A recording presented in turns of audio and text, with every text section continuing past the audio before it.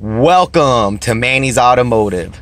Today we have a 1995 Acura Legend. I'm going to be showing you where your main relay is located on this vehicle.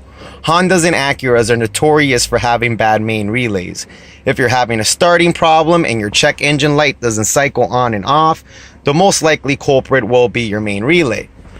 Now, to show you how to get to it, first thing you're going to have to do is pop this little panel off. This comes right off. There's going to be an 8mm bolt in there, and there's an 8mm bolt on the bottom of your panel there, which I already removed. This 8mm, you get to it,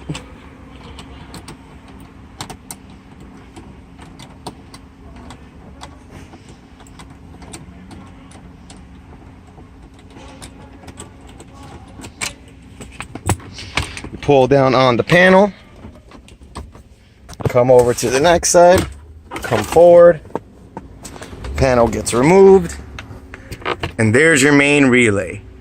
All you need is a 10mm right up there.